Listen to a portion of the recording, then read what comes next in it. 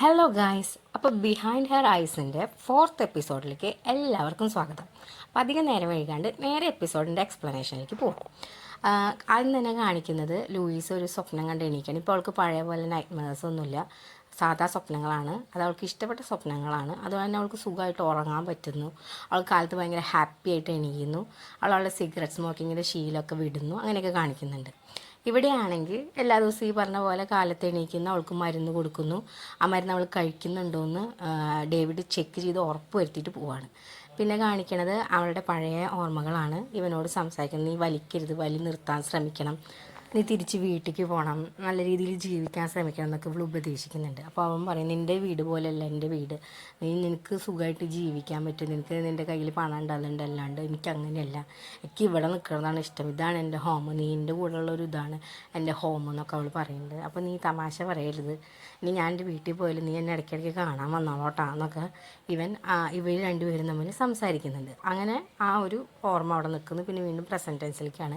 ഇവളുടെ വീട്ടിലേക്ക് മുൻപ് ആൻ്റണി എന്ന് പറയുന്ന ഒരു പേഷ്യൻ്റ് ഉണ്ടായിരുന്നല്ലോ, അവൻ വരികയാണ്. എനിക്ക് ഇങ്ങനെ ഒരു മണിക്കൊരു അപ്പോയിൻമെൻറ്റ് ഉണ്ടായിരുന്നു, പക്ഷേ ആൾ വന്നില്ല, എനിക്ക് ആളെ കാണണം എന്നൊക്കെ പറയും. അപ്പോൾ അവൻ കാണാൻ വേണ്ടി തന്നെ കണ്ണിങ്ങനെ പുറത്തേക്ക് കാണിക്കും. അപ്പോൾ ഇത് എന്ത് പറ്റിയത്, കണ്ണും ആൾ ഉപദ്രവിച്ചതാണോ? അപ്പോൾ അല്ലല്ല, നിങ്ങൾക്ക് എന്താ പറയണത്, നിങ്ങളൊന്നും മിണ്ടാണ്ടിരിക്കുമോ, മുകളിൽ ഡേവിഡ് ഉണ്ട്, അവ ഇത് കേട്ട പ്രശ്നമോ, നീ പൊക്കോന്ന് പേടിച്ച പോലെ ഇവളുടെ മുന്നിൽ അഭിനയിക്കും. അപ്പോൾ ഇവൻ അതെന്തോ ഒരു നെഗറ്റീവ് ഫീൽ ചെയ്തിട്ട് ഇവൻ പോകും. പിന്നെ കാണിക്കുന്നത് ജിമ്മിലേക്ക് ഒരു വർക്കൗട്ടൊക്കെ ചെയ്യാൻ വേണ്ടിയിട്ട് അഡേലും ലൂയിസും കൂടി നിൽക്കുകയാണ്. അപ്പോൾ ലൂയിസ് ഇവളുടെ മുഖത്തെ കാണുമ്പോൾ പേടിക്കേണ്ട, എൻ്റെ കബോർഡ് തെറ്റിയതാണ്, എനിക്കൊന്നും പറ്റിയതല്ല, നിങ്ങളതൊന്നും നെഗറ്റീവാക്കി എടുക്കരുത് എന്നൊക്കെ പറഞ്ഞ് അവൾ ഒഴിഞ്ഞു മാറാൻ നോക്കും. പക്ഷേ ലൂയിസിന് അപ്പോഴും സംശയം ഉണ്ടാവും കേട്ടോ. അങ്ങനെ ലൂയിസ് അഡേലിനോട് പറയും, നീ തന്ന ബുക്ക് എനിക്ക് വളരെയധികം ഉപകാരപ്പെട്ടു, എനിക്കിപ്പോൾ സ്വപ്നമൊന്നുമില്ല, ഞാൻ ഭയങ്കര ഹാപ്പിയാണ് എന്ന് പറയും. അപ്പോൾ ഇവൾ ചോദിക്കുന്നത്, എനിക്ക് എങ്ങോട്ടൊക്കെ പോകാനാണ് ആഗ്രഹം? അപ്പോൾ എനിക്ക് അങ്ങനെയൊന്നുമില്ല, എനിക്കൊന്ന് കിടന്ന് ഉറങ്ങണം അത്രയുള്ള ആഗ്രഹം എന്ന് പറയും. അത് മാത്രമല്ല, നിനക്ക് ഈ ഒരു ടെക്നിക്ക് യൂസ് ചെയ്തിട്ട് നിനക്ക് എവിടെ വേണമെങ്കിലും പോവാം, ലോകത്തിൻ്റെ ഏത് ഭാഗത്തേക്ക് വേണമെങ്കിലും പോവാം എന്നൊക്കെ അവൾക്ക് പറഞ്ഞു കൊടുക്കും. അപ്പോൾ ലൂയിസ് പറയും, നീ എനിക്ക് ഇത്രയും ഹെൽപ്പ് ചെയ്ത് തന്നില്ല, എനിക്ക് ഒരുപാട് നന്ദിയുണ്ട് എന്ന് പറയാം. അത് സാരില്ല, ഫ്രണ്ട്സ് അല്ലേ, ഇതുപോലെ നീ എനിക്കും ഒരു ചിലപ്പോൾ നിനക്ക് തോന്നുന്ന പോലെ നീ എനിക്കും ചെയ്ത് തരേണ്ടി വരും എന്നൊക്കെ ഇങ്ങനെ പറയട്ടോ. അത് കഴിഞ്ഞിട്ട് ഓഫീസിലെത്തുമ്പം ഓഫീസിലുള്ള സ്റ്റാഫ് പറയും, ഇങ്ങനെ മുന്നേ ഉണ്ടായിരുന്ന ആൻ്റണി എന്ന് പറഞ്ഞിട്ടുള്ള പേഷ്യൻ്റെ അച്ഛനും അമ്മയും വന്നിട്ട് ഭയങ്കര സീരിയസ് ആയിട്ട് എന്തോ ചർച്ച ചെയ്യുന്നുണ്ട്, എന്തോ പ്രശ്നമുണ്ട് എന്നൊക്കെ പറയട്ടെ. അപ്പോൾ ഇവർ സംസാരിച്ചിട്ട് എൻ്റെ മോൻ ചിലപ്പോൾ ഇത്തിരി പ്രാന്തിൻ്റെ സുഖം ഉണ്ടായിരിക്കാം, പക്ഷെ അവൻ നുണ പറയില്ല, അപ്പോൾ ഇത് ഇത്തിരി സീരിയസ് ആയതുകൊണ്ട് ഒന്ന് ശ്രദ്ധിച്ചോളോട്ടാ എന്ന് പറഞ്ഞിട്ട് ആ അമ്മയച്ഛനും പോകുന്നു. അപ്പോൾ ഈ ഡോക്ടർ വന്നിട്ട് പറയും, ഇങ്ങനെ നീ നിൻ്റെ ഭാര്യേനെ അടിച്ചു എന്ന് പറയുന്നുണ്ട്. അപ്പോൾ ഇതറിഞ്ഞ സ്ഥിതിക്ക് എനിക്കിത് അന്വേഷിക്കാണ്ട് പറ്റില്ല, അതുകൊണ്ട് ഞാൻ അവളെ വിളിക്കാൻ പോവാണെന്ന് പറയും. അപ്പോൾ അതിൻ്റെ ആവശ്യം തന്നെ വിശ്വാസമില്ല, അവനെയാണോ വിശ്വാസം എന്നൊക്കെ ഇവൻ സമർത്ഥിക്കാൻ ശ്രമിക്കുന്നുണ്ടെങ്കിലും അഡേലിനെ വിളിക്കുകയാണ്. അഡേലാണെങ്കിൽ ഫോണിന് വേണ്ടി വെയിറ്റ് ചെയ്ത് നിൽക്കണ പോലെയാണ് കാണിക്കണേ. അവൾ ഫോൺ വിളിച്ചുകൊണ്ട് തന്നെ പറയും, അയ്യോ എന്നെ അങ്ങനെയൊന്നും അടിച്ചിട്ടില്ല, ഇതൊക്കെ വെറുതെ പറയണതാണ് എന്നൊക്കെ പറയും. ഇതൊക്കെ ലൂയിസ് ഫോണിൽ കൂടെ അവളുടെ അവിടെ നിന്നിട്ടും കേൾക്കുകയാണ്. അപ്പോൾ ഇവൻ അടയിൽ പറയുന്നുണ്ട്, അയാൾ വന്നിരുന്നു, അപ്പോൾ ഞാൻ ഒഴിവാക്കാൻ വേണ്ടിയിട്ട് വേഗം പൊക്കോളാനാണ് പറയുന്നത്, ഞാൻ ഇത്രയും വലിയ പ്രശ്നമാണെന്നൊന്നും വിചാരിച്ചില്ല, ഡേവിഡ് പാവാണ്, ഞങ്ങൾ തമ്മിൽ ഭയങ്കര സ്നേഹത്തിലാണ്, അതാണെന്നൊക്കെ പറഞ്ഞ് അത് ഒഴിവാക്കും. അത് കഴിഞ്ഞിട്ട് ഡേവിഡ് ഓടിയിട്ട് ഇവളുടെ അടുത്തേക്ക് വരും, നീ എനിക്ക് എന്തുകൊണ്ട് നീ ഇത് പറഞ്ഞില്ല എന്ന് ചോദിച്ചിട്ട്. അപ്പോൾ പറയാം, അവൻ വന്നതല്ല, അത് ഇത്ര വലിയ കാര്യമാക്കാമല്ലോ, അത് വിചാരിച്ചിട്ടാണ് ഞാൻ പറയുന്നത്, നീ ഇതിൽ നിനക്ക് ഏത് ബൊക്കെ ഇഷ്ടമായത്, അപ്പോൾ ഞാനത് വെക്കാമെന്ന്. ഇതായിട്ട് ഒരു ബന്ധമില്ലാത്ത പോലെ സംസാരിക്കുകയാണ്. അപ്പോൾ ഡേവിഡിന് ദേഷ്യം വന്നിട്ട് അവിടെ നിന്ന് നേരെ ലൂയിസിൻ്റെ അടുത്തേക്ക് പോകും. അവിടെ വന്ന് അവിടെയുള്ള വൈനെടുത്ത് കുടിക്കുകയാണ്. കുടിച്ച് കഴിഞ്ഞ ശേഷം മുളൻ ഓടി വന്ന് കെട്ടിപ്പിടിച്ചിട്ട് പറയും, നിൻ്റെ അടുത്ത് വന്നിരിക്കുമ്പോഴാണ് എനിക്കൊരു സമാധാനം വരണത്, എനിക്കിപ്പോൾ ഒരു സമാധാനം ഉണ്ട് എന്നൊക്കെ പറയും. അപ്പോൾ പറയും, ഇതെന്താണ് നമ്മുടെ റിലേഷൻഷിപ്പ്, എന്താണ് നിങ്ങൾ ഉദ്ദേശിക്കുന്നത്, നിങ്ങളുടെ പ്രശ്നങ്ങൾക്ക് നിന്ന് നിങ്ങൾക്കൊരു സമാധാനം കിട്ടാൻ വേണ്ടിയിട്ടാണ് നിങ്ങൾ നിങ്ങളുടെ കൊണ്ടുവന്നത്, നിങ്ങൾ ഇങ്ങോട്ടേക്ക് വരുന്നത്, ഇത് ശരിയാവില്ല, എനിക്ക് ഓൾറെഡി പ്രോബ്ലങ്ങളുണ്ട്, നിൻ്റെ പ്രോബ്ലം കൂടി ടേക്ക് കെയർ ചെയ്യാൻ എന്നെ കൊണ്ട് പറ്റില്ല, നീ നിൻ്റെ ഭാര്യേനെ അടിച്ചതാണോ അത് ചോദിക്കുക. അപ്പോൾ അതാരാ പറഞ്ഞത്, അതൊക്കെ ഞങ്ങൾക്കറിയാം, നീ പറയാണോ. അപ്പോൾ അവളും ചോദിക്കുന്നത്, എനിക്ക് തോന്നുന്നുണ്ടോ ഞാൻ അവളെ അടിക്കുന്നു? ഇല്ല, പക്ഷേ എനിക്കിത് വിശ്വസിക്കാൻ ബുദ്ധിമുട്ടുണ്ട്, അതുകൊണ്ട് നീ നിൻ്റെ കാര്യങ്ങളൊക്കെ ഒന്ന് ശരിയാക്കുക, അതിന് ശേഷം നമുക്ക് നമ്മുടെ ഈ റിലേഷൻഷിപ്പ് എന്താണ് ചെയ്യേണ്ടതെന്നുള്ളതിനൊരു തീരുമാനം എടുക്കാം, അതുവരെ നീ ഇങ്ങോട്ട് വരരുത്, നമുക്ക് കുറച്ചൊരു ഡിസ്റ്റൻസ് അതുപോലെ വെക്കാം എന്നൊക്കെ പറഞ്ഞിട്ട് അവനെ പറഞ്ഞയക്കണം. വീണ്ടും ലൂയിസിൻ്റെ രാത്രി ഒരു സ്വപ്നം കാണുന്ന പോലെ ഇവൾക്കിപ്പോൾ അതിൻ്റെ ടെക്നിക്ക് പിടികിട്ടി. അപ്പോൾ ഇവൾക്ക് തന്നെ ഒരു ഡോർ ഇവൾ മനസ്സിൽ വിചാരിച്ചാൽ ആ ഡോർ കൂടെ അവൾ നല്ലൊരു സ്ഥലത്തേക്ക് എത്തണ പോലെ കാണിക്കുന്നുണ്ട്. അപ്പോൾ അവിടെ അപ്പോഴും ഡേവിഡ് ഉണ്ട്, പക്ഷെ അവൾ പറയും, നീ വേണ്ട അവിടെ എന്ന് പറയും. അപ്പോൾ ഡേവിഡ് മാഞ്ഞിപ്പോവും. പിന്നെ ഇവൻ ആഡമിൻ്റെ കൂടെ കഴിച്ചുകൊണ്ടിരിക്കുമ്പോൾ ഒരു ഡോറ് കാണും. ആ ഡോറിൻ്റെ അവിടേക്ക് പോകാൻ നിൽക്കുമ്പോഴേക്കും അവൾ ഉറക്കത്തുനിന്ന് എണീക്കുകയാണ്.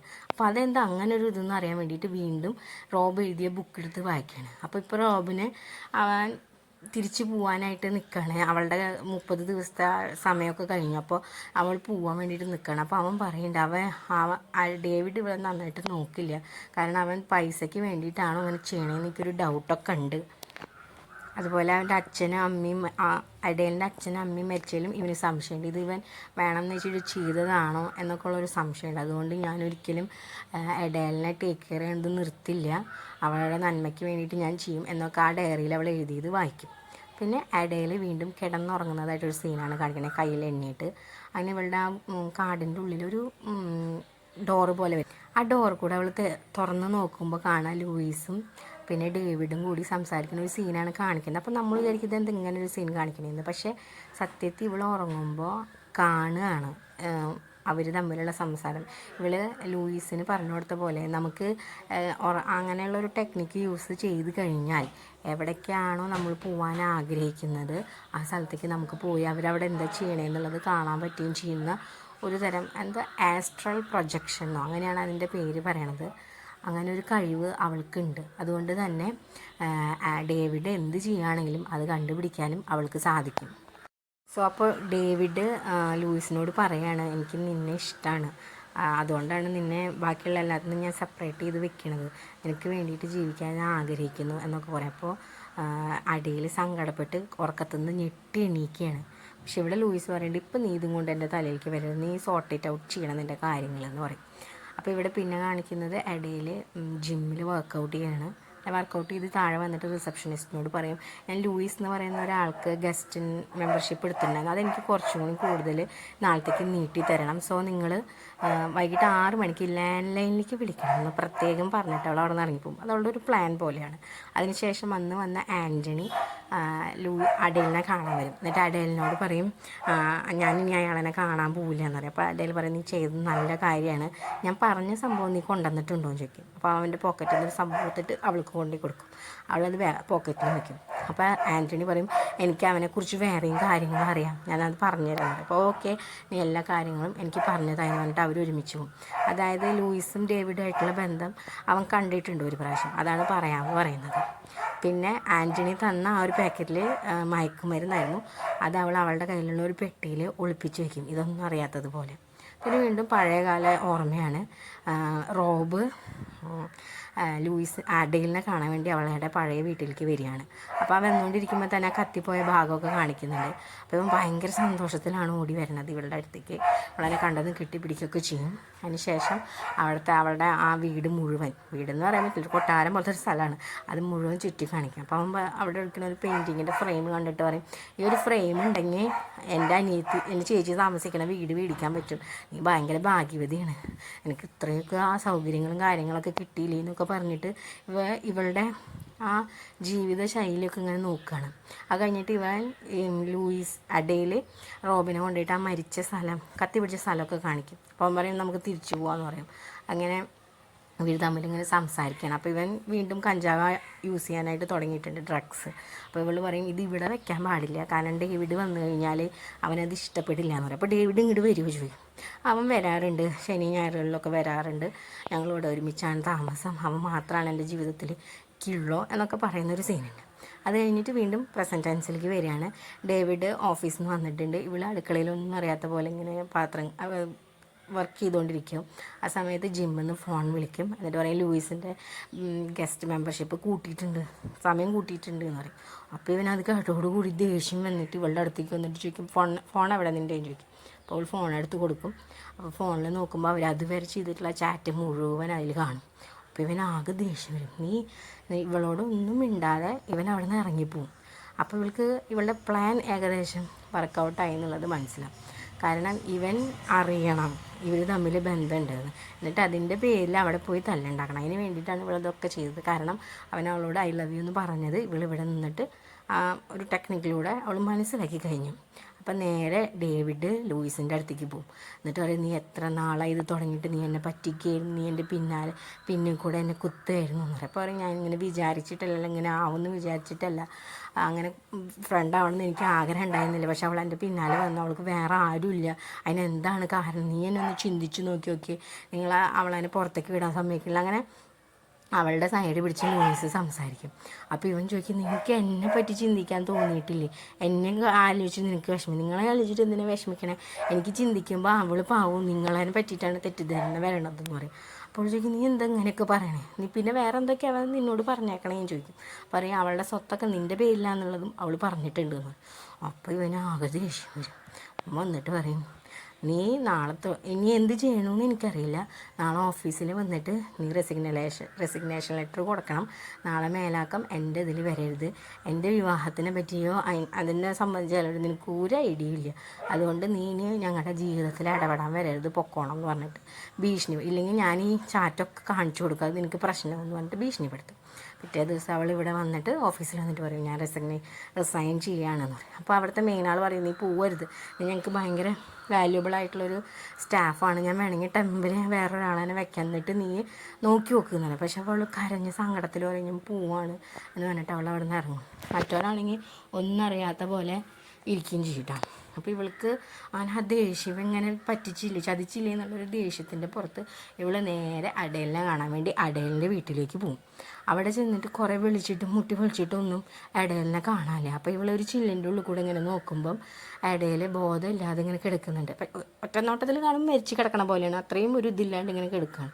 അപ്പോൾ അവൾ പേടിച്ചിട്ട് വേഗം ചില്ലൊക്കെ അടിച്ച് പൊട്ടിച്ച് ഉള്ളിലേക്ക് കയറി അവളതിനെ വന്ന് വിളിക്കും. പക്ഷെ അവൾ ഒരു റിപ്ലൈ പോലും തരാണ്ട് അങ്ങനെയൊക്കെ എടുക്കുകയാണ്. അപ്പോൾ പേടിച്ചിട്ട് ഇങ്ങനെ ഇതാക്കിയിട്ട് വീണ്ടും വിളിക്കുമ്പോൾ പെട്ടെന്ന് അവൾ അങ്ങോട്ട് ഉറക്കത്തുനിന്ന് എണീക്കും.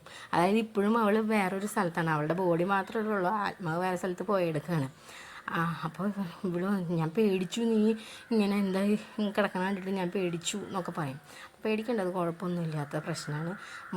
അപ്പോൾ അവളതിനെ കൊണ്ടുപോയിട്ട് ഇരുത്തിയിട്ട് ഇങ്ങനെ കഥകളൊക്കെ പറയും, ഇങ്ങനെ അവൻ ഫയർ ചെയ്തു എന്നൊക്കെ. അപ്പോൾ പറയും, യേശു പ്രശ്നമായി, ഞാൻ കാരണം നിനക്ക് പ്രശ്നമായില്ലേ, ഞാൻ പറഞ്ഞ കാരണം കൊണ്ടല്ലേ, നമ്മൾ തമ്മിൽ അറിയില്ല എന്ന് പറഞ്ഞ കാരണം കൊണ്ടല്ലേ ഇപ്പോൾ ഇതൊക്കെ ഉണ്ടായത്, എന്നോട് ക്ഷമിക്കിട്ടാന്നൊക്കെ പറഞ്ഞിട്ടുള്ളൂ. അപ്പോൾ പറയാം, അത് പോട്ടെ, ഞാൻ വേറൊരു കാര്യം പറയാൻ വേണ്ടി വന്നത്, ഡേവിഡ് നിങ്ങൾ വിചാരിക്കണ പോലെ ഒരാളല്ല എന്ന് പറഞ്ഞിട്ട് ലൂയിസ് പറയാൻ തുടങ്ങുമ്പോഴേക്കും ഇടയിൽ പെട്ടെന്ന് ബോധം കെട്ടിട്ട് തിരിയണ പോലെ കാണിക്കും. അപ്പോൾ ഇവൾ ചെന്നിട്ട് വിളിക്കും, എന്താ കാര്യം എന്ന് ചോദിക്കും. അപ്പോൾ ഇവൾ പറയും, ഇങ്ങനെ ഡേവിഡ് ഇന്നും ഓരോ മരുന്ന് തരും, എനിക്കാണെങ്കിൽ കഴിക്കാൻ ഇഷ്ടമൊന്നുമില്ല, പക്ഷെ ചില ദിവസം അവിടെ നിന്നിട്ട് ഞാൻ മരുന്ന് കഴിച്ചു എന്ന് ഉറപ്പ് വരുത്തിയിട്ടാണ് പോവുള്ളൂ, അത് കാരണമാണ് ഇങ്ങനെ വരണേന്ന്.